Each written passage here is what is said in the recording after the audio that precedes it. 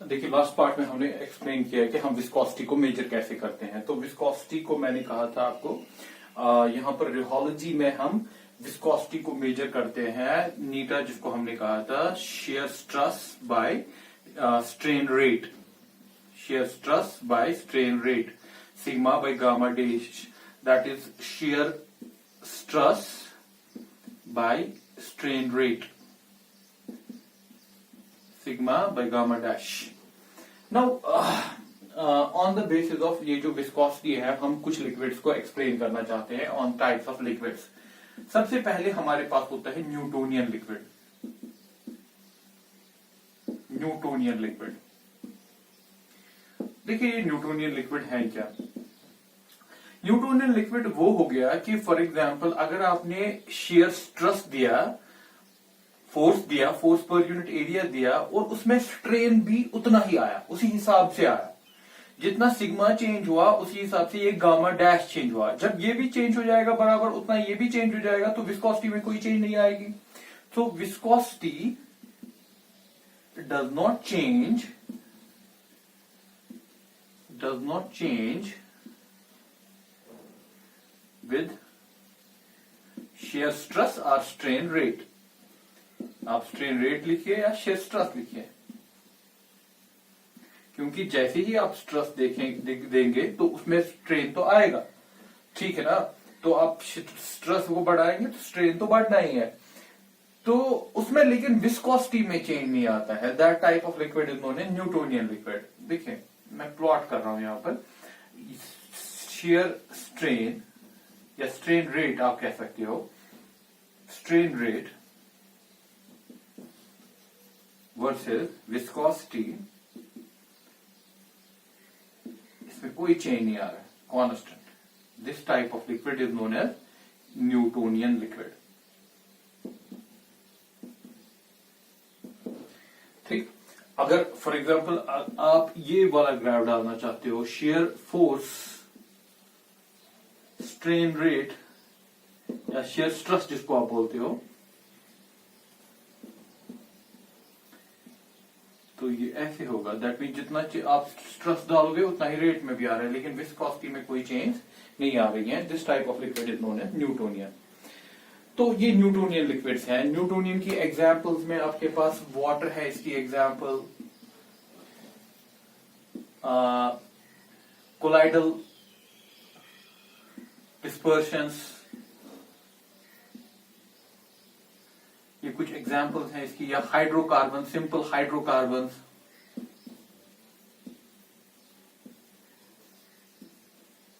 ये कुछ एग्जांपल्स हैं इसकी। ये तो हो गए न्यूटोनियन, लेकिन कुछ ऐसी चीजें हैं हमारे पास जिनको हम नॉन न्यूटोनियन कहते हैं।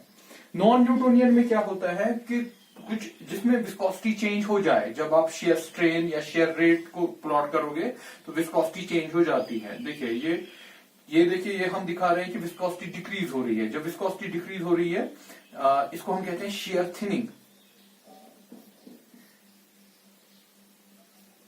ये है नॉन न्यूटोनियन।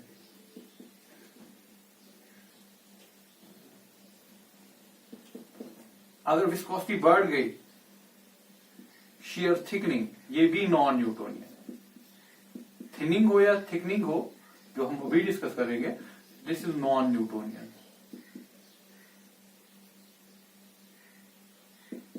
ठीक, इस ग्राफ पे भी हम दिखा सकते हैं। देखिए ये हो गया बढ़ना, share thickening,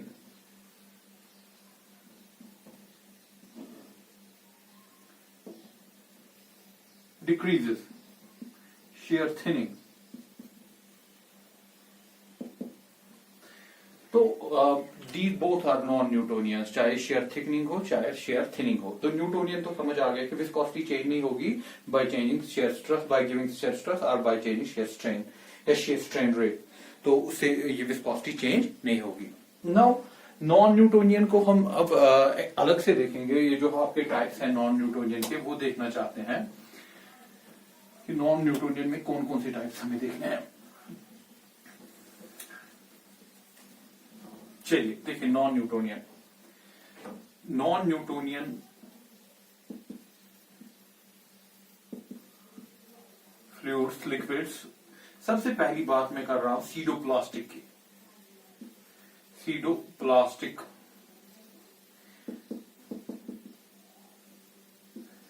viscosity decreases with increasing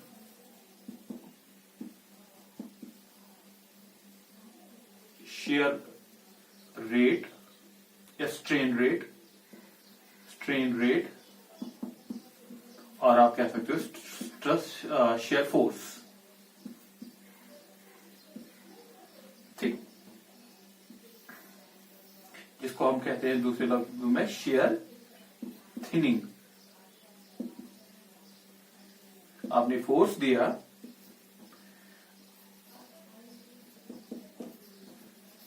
तो इसकी विस्कोसिटी डिक्रीज हुई। देखिए मैं इसका एक्चुअल बिहेवियर आपको दिखाता हूं कि ये एक्चुअल में ये ग्राफ कैसा होता है, ये ग्राफ कैसा प्लॉट होता है। ये बहुत सारे मटेरियल ऐसा बिहेवियर दिखाते हैं जिनको हम सीडोप्लास्टिक कहते हैं। इसका बिहेवियर कुछ ऐसा है, ऐसे दिखाता है। ये हो गया कि जब इसकी विस्कोसिटी कम हो गई, लेकिन सबसे पहले इसमें पहले ही जब आप शेयर स्ट्रेस देते हो या शेयर रेट देते हो, शेयर रेट आ जाता है इसमें या स्ट्रेन रेट आ जाता है इसमें पहले ही विस्कोसिटी डिक्रीज नहीं होती है। पहले विस्कोसिटी कांस्टेंट होती है कुछ पॉइंट तक। Up to a certain point its viscosity remains constant, but after that it decreases, उसके बाद डिक्रीज होता है। ये जो यहां पर ये इसको टच कर रहा है ना, यहां पर जो विस्कोसिटी है इसका नाम पड़ गया जीरो शेयर रेट विस्कोसिटी। ठीक है, उसके बाद जब आप इस पॉइंट पे पहुंच गए, उस पॉइंट के बाद इसकी विस्कोसिटी कम हो रही है, दिस इज, उसके बाद इसका स्टार्ट हो गया शेयर थिनिंग। तो this type of material is known as pseudoplastic, जिसकी विस्कोसिटी कम हो जाए बाय अप्लाइंग फोर्स। अब अगर फॉर एग्जांपल मैं पॉलीमर्स की बात करूं, रीजन देखना चाहते हैं कि इसके पीछे रीजन क्या है। हमारे पास पॉलीमर्स हैं, पॉलीमर्स जनरली होते हैं एंटेंगल्ड कॉइल्स। ठीक है ना, कॉइल्स। ठीक, जब आप इस पे फोर्स लगाते हो तो फोर्स लगाने से ये ऑर्गेनाइज हो जाता है, इसको बोलते हैं डिसएंटेंगलमेंट। तो जिसकी वजह से इसकी विस्कोसिटी डिक्रीज होती है। शेयर थिनिंग का रीजन हमारे पास होते हैं इमल्शन ड्रॉपलेट्स। इमल्शन ड्रॉपलेट्स हमारे पास होते हैं। इमल्शन ड्रॉपलेट्स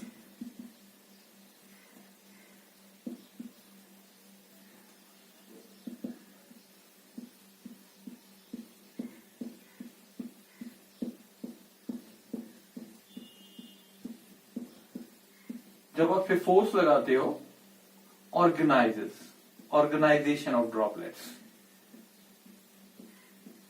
जिसकी वजह से विस्कोसिटी डिक्रीज होती है। ऑर्गेनाइजेशन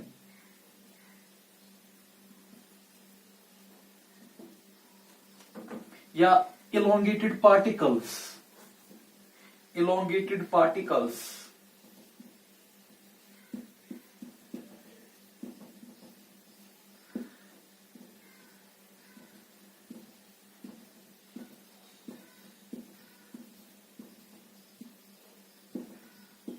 force दिया, by applying force they get arranged।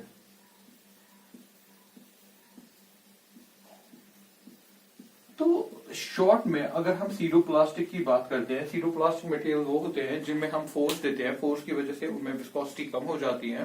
Viscosity कम हो गई, रीजन क्या हमने कहा कि जो उनका डिसऑर्डरनेस होता है ना, वो ऑर्डर में आ जाता है, जिसकी वजह से इसकी विस्कोसिटी कम होती है। चाहे पॉलीमर की बात करें, पॉलीमर में जो कॉइल्स होती है, एंटेंगलमेंट्स होती है, वो कम हो जाती है, उसमें लीनियरिटी आ जाती है, डिसएंटेंगलमेंट हो जाता है, ऑर्गेनाइजेशन हो जाती है, जिसकी वजह से शेयर थिनिंग होती है।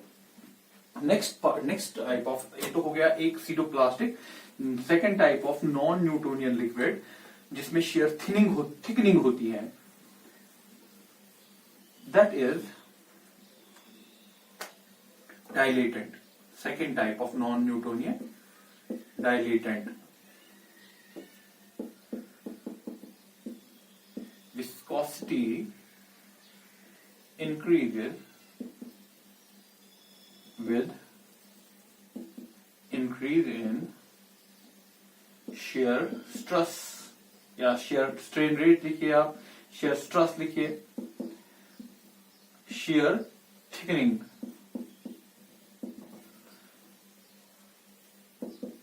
ठीक,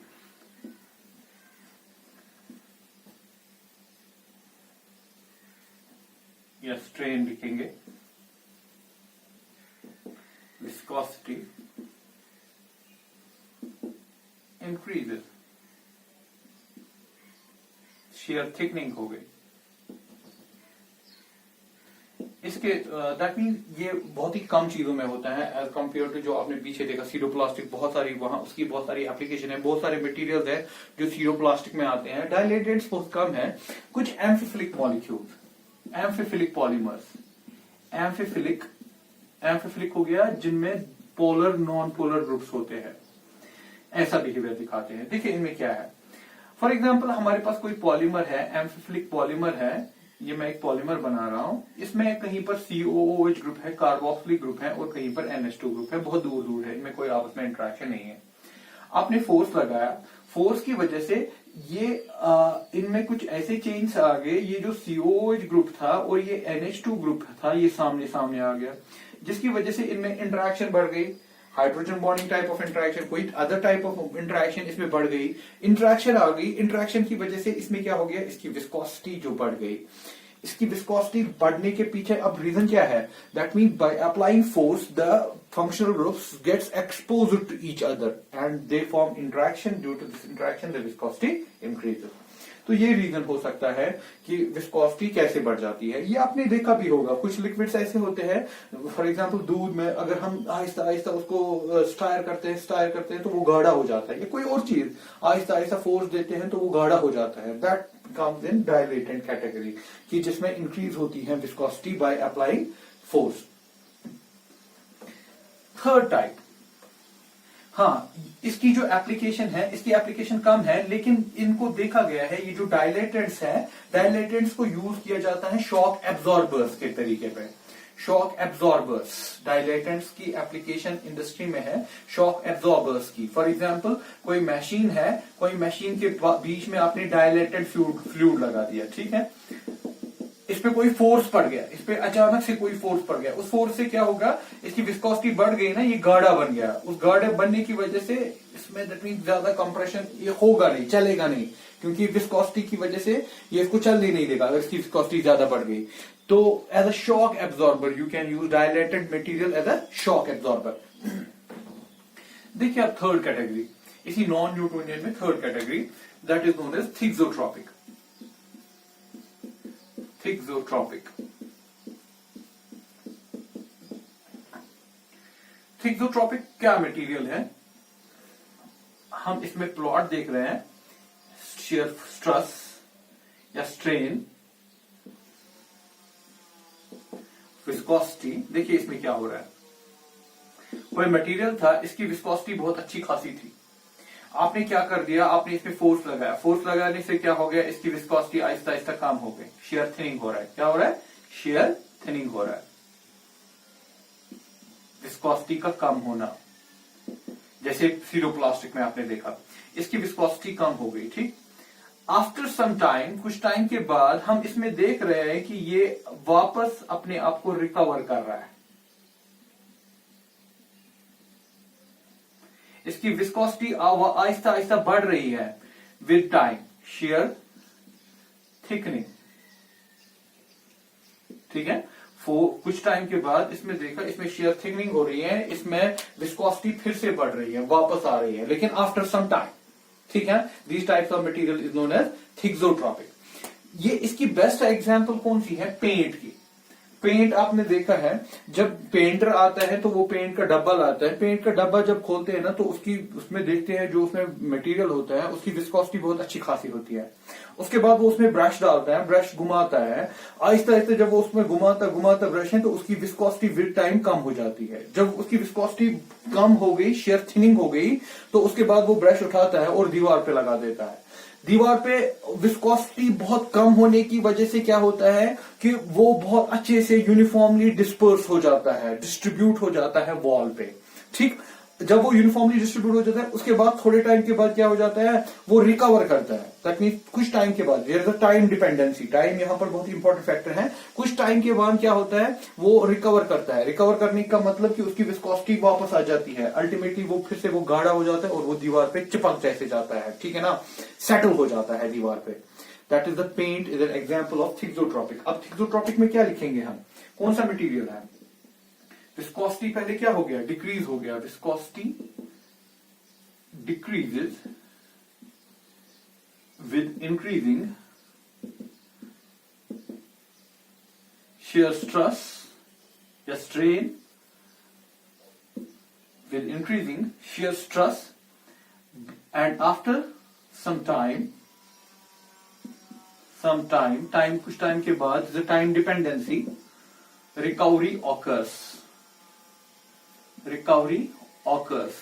मतलब regains its viscosity back. That is shear thickening. फिर उसके बाद shear thickening हो गई उसमें। These types of materials is known as thixotropic materials. तो ये तीन तरीके के हमने क्लासिफिकेशन देखी लिक्विड्स की। पहले देखा न्यूटोनियन वो हो गया जिसकी विस्कोसिटी चेंज नहीं होती। उसके बाद देखा नॉन न्यूटोनियन की विस्कोसिटी चेंज होती है। उसमें तीन टाइप्स हमने डिस्कस किए। फर्स्ट स्यूडोप्लास्टिक, जिसमें विस्कोसिटी डिक्रीज होती है बाय अप्लाइंग फोर्स। दूसरा देखा था डायलेटेंट, जिसमें विस्कोसिटी बढ़ जाती है by applying force. And third one is thixotropic, जिसमें विस्कोसिटी पहले घट जाती है लेकिन फिर टाइम वो रिकवर करता है, वापस उसकी विस्कोसिटी आ जाती है। जिसकी एग्जाम्पल में मैंने आपको पेंट की एग्जाम्पल दिखाया। नाउ ये तो हो गया फ्लो बिहेवियर, दैट मीन जो सारा कुछ डिस्कस किया हमने विस्कोसिटी पे। अगर आपको याद होगा पिछले पार्ट में, मैंने पहले पार्ट में जो आपको रियोलॉजी पढ़ाया उसमें मैंने बोला कि हमारे पास कुछ मटेरियल्स होते हैं जो विस्को इलास्टिक होते हैं। इलास्टिक प्रॉपर्टी सॉलिड्स की होती है, विस्कस प्रॉपर्टी लिक्विड की होती है। तो अभी तक तो हम विस्कस प्रॉपर्टी पे ही थे, इलास्टिक प्रॉपर्टी के बारे में हमने कुछ नहीं कहा। देखिए इलास्टिक प्रॉपर्टी को समझने के लिए मैं एक स्प्रिंग ले रहा हूं, ठीक, ये हमारे पास एक स्प्रिंग है, इट्स एन रेस्टेड स्टेट, इसमें कुछ चीज आपने की नहीं है, रेस्टेड स्टेट में है। उसके बाद आपने इसमें फोर्स लगाया, जब इसमें फोर्स लगाया तो ये इलोंगेट स्ट्रेच हो गया, स्ट्रेचिंग हो गई इसमें। इस स्ट्रेचिंग के दौरान इसमें एक एनर्जी स्टोर हो रही है, एनर्जी स्टोर्ड। जब आप इसको स्ट्रेच कर रहे हो ये एक एनर्जी स्टोर कर रहा है, वो एनर्जी कहलाती है रेस्टोरिंग एनर्जी। उस एनर्जी का काम क्या है, जब आप फोर्स रिमूव करोगे तो ये इसको वापस अपनी पोजीशन में लाएगा, ओरिजिनल पोजीशन। ये एनर्जी स्टोर थी तो इसकी वजह से ये वापस आ गया अपनी ओरिजिनल पोजीशन में, ठीक है ना। तो इसने वापस आके क्या दिखाया, इलास्टिसिटी दिखाई। This is the property of solids, ठीक है। तो ये रेस्टोरिंग एनर्जी, ये स्टोर्ड एनर्जी इसमें आ गई कैसे, बाय अप्लाइंग फोर्स। ये प्रॉपर्टी किसकी है, सॉलिड्स की, इलास्टिक प्रॉपर्टी। लेकिन जो हमारे पास कुछ मटेरियल्स होते हैं उसमें हम देखते हैं कि मटेरियल ऐसे बना है, जब उसमें फोर्स लगाया, फोर्स लगाने से क्या हो गया, फोर्स बाय अप्लाइंग फोर्स, ये इलास्टिसिटी भी दिखा रहा है लेकिन थोड़ी सी इसकी रेस्टोरिंग एनर्जी डिसिपिएट भी हो रही है, दैट मीन जाया भी हो रही है। जाया किसमें हो रही है, फ्लो होने में। देखिए जब आपके पास पूरा सॉलिड होता है ना, वो पूरा वापस आ जाता है, उसके पार्टिकल्स वापस आ जाते हैं। लेकिन कुछ मटेरियल ऐसे हैं जो इलास्टिक नेचर को भी दिखाते हैं लेकिन कुछ पार्ट उसमें डिसिपिएट होता है विस्कस में, विस्कस फोर्स में, विस्कोसिटी में। देखिए वो चलना चाहता है, कुछ एनर्जी जाया हो जाती है वहां पर, किसमें, विस्कोसिटी को ओवरकम करने में। दैट मीन वो थोड़ा सा चल लेता है और थोड़ा सा वापस भी आता है। That is, these are the two processes occurring at the same time. Although कुछ अलग अलग चीजें हैं, एक तो हो गया रेस्टोर होना और दूसरा हो गया थोड़ा सा चला भी। दैट मीन कुछ मटेरियल ऐसे हैं वो बराबर वापस नहीं आए, थोड़े से चले भी लेकिन वापस भी आए। तो उसमें that mean elastic restoring energy ने उसको वापस लाया लेकिन उसमें थोड़ा सा डिसिपिएशन भी हो गया एनर्जी का जाया होना, चलने में जाया हो गया। That is known as viscous property. तो ओवरऑल हम उनको लेते हैं विस्को इलास्टिक में। ये जो विस्को इलास्टिक मटेरियल है उसमें क्या हम मेजर करते हैं, जैसे मैंने लिक्विड्स में कहा था विस्कोसिटी, हम पूरी तरीके से विस्कोसिटी पे फोकस रखते हैं। लेकिन यहां पर हमारे पास कुछ चीजें अलग है मेजर करने के। दैट इज, एक को हम कहते हैं G डैश और दूसरे को G डबल डैश। जी डैश जो होता है इसको कहते हैं storage modulus, storage modulus, modulus. और जो जी डबल डैश है इसको कहते हैं लॉस मॉडुलस। किन मटेरियल्स में देखा जाता है? विस्को इलास्टिक मटेरियल्स में। स्टोरेज मॉडुलस आप दूसरा नाम दे सकते हो इलास्टिक मॉडुलस, इसका विस्कस मॉडुलस। ठीक है बेटा, तो आपने क्या किया, आपके पास जो विस्को इलास्टिक मटेरियल था उसमें आपने मेजर किया ये दो parts by applying force. There are so many types of procedures by which we apply force. रिहोमीटर को देखना है कि उसमें हम कैसे कैसे डिफरेंट टाइप्स ऑफ फोर्सेस दे सकते हैं, लेकिन मेजर क्या कर रहे हैं? जी डैश जी डबल डैश। जी डैश क्या करेगा? ये मेजर करेगा इसमें स्टोरेज मॉडुलस, जो ना इलास्टिक कंपोनेंट, इसको मेजर करेगा। और जी डबल डैश से क्या मेजर हो जाएगा? इसका loss modulus. Loss modulus that mean viscous modulus, जो मैं अभी कह रहा था, क्योंकि ये मटेरियल क्या होते हैं? विस्को इलास्टिक मटेरियल होते हैं। This is the brief and preliminary introduction regarding the rheology that I have completed in 2 parts. Rheology पहला lecture 6, lecture number 6 and lecture number 7 में हमने इसको complete कर दिया। Rheology and rheology of polymers को कैसे explain करना है। Main जो polymers, क्योंकि हमारे पास ज्यादा polymers के लिए focus है। Polymers जो होते हैं pseudoplastic होते हैं, लेकिन कुछ polymers amphiphilic type of polymers dilatant property भी दिखाते हैं। Rest, this is all about the polymers.